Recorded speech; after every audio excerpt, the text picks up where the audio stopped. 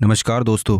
Random explainer पर आज हम जिस कहानी को एक्सप्लेन करने जा रहे हैं उसका नाम है रैम्बलिंग रोज। अगर आपको वीडियो अच्छी लगे तो वीडियो को लाइक और चैनल को सब्सक्राइब जरूर करें। कहानी की शुरुआत बडी नाम के इंसान से होती है जो कई सालों बाद अपने पिता से मिलने जा रहा होता है। घर पहुंचकर वो आसपास देखने लगता है। उसकी उस जगह से जुड़ी पुरानी यादें ताज़ा हो जाती हैं। कहानी फ्लैशबैक में जाती है जहाँ बडी 14-15 साल का एक लड़का है। वो घर के बाहर खड़ा है और उसे सामने से आती हुई एक खूबसूरत औरत दिखाई देती है। उस औरत का नाम रोज है और उसको उसके पिता ने घर पर कामकाज के लिए रखा होता है। बडी अपनी माँ को जाकर बताता है कि जिस औरत को पापा ने काम के लिए बुलाया था वो आ चुकी है। बडी की माँ उससे पूछती है कि वो दिखने में कैसी है, तो बडी कहता है कि वो बहुत लंबी और खूबसूरत है। बडी की माँ रोज को अपने तीनों बच्चों से मिलवाती है। वो कहती है कि बडी का स्वभाव थोड़ा सा अलग है, वो कभी कभी अजीब बिहेव करता है। इतने में बडी के पिता भी आ जाते हैं और वो रोज की थोड़ी तारीफ करते हैं और उसको कहते हैं कि अब तुम हमारे साथ ही रहोगी, तुम्हारे साथ जो भी पहले हुआ उसको भूल कर आगे बढ़ो। बडी सब बातें बहुत ध्यान से सुन रहा होता है। उसे ये जानना है कि आखिर रोज के साथ ऐसा क्या हुआ था। रोज अब घर में सबसे घुलने मिलने लग जाती है।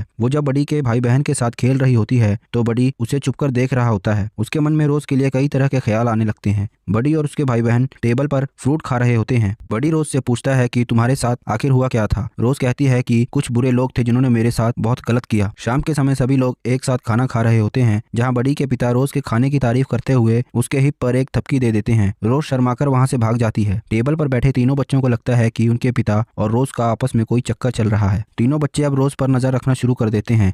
बडी अपने भाई को कहता है कि रोज हमारे पिता को लुभाने की कोशिश कर रही है। रात को बडी की माँ किसी काम से घर से बाहर चली जाती है। रोज बडी के पिता को अकेला पाकर उसे कहती है कि मैं आपको पसंद करती हूँ। बडी और उसकी सिस्टर बाहर से ये सब देख रहे होते हैं। रोज बडी के पिता को कहती है कि मैं आपकी तरफ आकर्षित होती जा रही हूँ। वो अपनी वासना पर कंट्रोल नहीं कर पाती और बडी के पिता को किस करने को कहती है। बडी के पिता भी खुद पर कंट्रोल खो देते हैं और रोज की खूबसूरती में खो जाते हैं। तभी अचानक उनको अपनी गलती का एहसास होता है और वो खुद को कंट्रोल करके रोज को इस सब के लिए डांट देते हैं और कहते हैं कि ये दोबारा नहीं होना चाहिए। रोज रोने लग जाती है और कहती है कि मेरा मुझ पे कोई कंट्रोल नहीं है, मैं अपने आप पर काबू नहीं कर पा रही हूँ। बडी के पिता रोज को रोते हुए देखकर उसके आंसू पोंछते हैं और उसको कहते हैं कि फिक्र मत करो, सब ठीक हो जाएगा। बडी की जवानी ये सब देखकर उफान मारने लगती है और वो एक अश्लील बुक लेकर अपने बिस्तर में चला जाता है। वो चद्दर के अंदर उसे पढ़ने लगता है कि तभी एक आवाज आती है और वो एकदम से सोने का नाटक करने लगता है। ये रोज होती है। वो बडी को कहती है कि मुझे अपने कमरे में नींद नहीं आ रही, तो क्या मैं तुम्हारे साथ यहाँ लेट जाऊँ। बडी कहता है कि तुम यहाँ सो सकती हो। रोज बडी के पास ही लेट जाती है और वो बडी के साथ अपनी कुछ बातें करने लगती है, लेकिन बडी का ध्यान तो कहीं और ही था। वो रोज को छूने लगता है। रोज उसे मना करती है तो वो कहता है कि मुझे तुम बहुत पसंद हो। रोज भी खुद पर काबू नहीं कर पा रही थी तो वो भी बडी को मना नहीं कर पाती और बडी रोज को छूकर अपनी वासना को शांत करने की कोशिश करने लगता है। वो अपने हाथ से रोज को मास्टरबेट करता है। रोज बडी से कहती है कि हमारे बीच में जो भी हुआ ये सब आगे नहीं होना चाहिए और ना ही इसके बारे में तुम किसी से कोई बात करोगे, क्योंकि तुम अभी बच्चे हो और लोग बस मुझ पर ही कीचड़ उछालेंगे। बडी रोज की हालत देखकर दुखी होता है और कहता है कि तुम फिक्र मत करो, यहाँ जो भी हुआ ये किसी को पता नहीं चलेगा। अगले दिन रोज तैयार होकर आती है और वो बडी और उसके पिता के साथ बाहर चली जाती है जहाँ सभी मर्द उसे ऊपर से नीचे तक घूर रहे होते हैं। वो वहाँ एक आदमी से मिलती है और उसके साथ कहीं चली जाती है। अगले दिन घर के बाहर एक आदमी घूम रहा होता है। बडी की माँ उसे देखकर घबरा जाती है और बडी के पिता को फोन कर देती है। वो घर आते हैं और उस आदमी को वहाँ से भगा देते हैं। रात में फिर से दो लोग गार्डन में दिखाई देते हैं। वो दोनों आपस में किसी वजह से लड़ रहे होते हैं। हिलेयर अपनी गन से गोली चलाता है जिसके डर से वो दोनों वहाँ से भाग जाते हैं। हिलेयर समझ जाता है कि ये दोनों रोज के बॉयफ्रेंड्स हैं। वो रोज को कहते हैं कि मुझे ये सब यहाँ नहीं चाहिए, अगर तुमको हमारे साथ रहना है तो इस सब को रोक दो। रोज कहती है कि मैं उन दोनों को समझाऊंगी कि वो यहाँ से दूर रहें। कुछ दिनों बाद रोज को पुलिस पकड़ लेती है क्योंकि उसने पुलिस ऑफिसर की उंगली में काट लिया था। बडी और उसके पिता रोज को छुड़वाने के लिए जेल में जाते हैं। बडी के पिता अब रोज को अपने साथ रखने में सहमत नहीं है। वो उसको काम से निकाल देना चाहते हैं कि तभी रोज की तबीयत अचानक खराब होने लगती है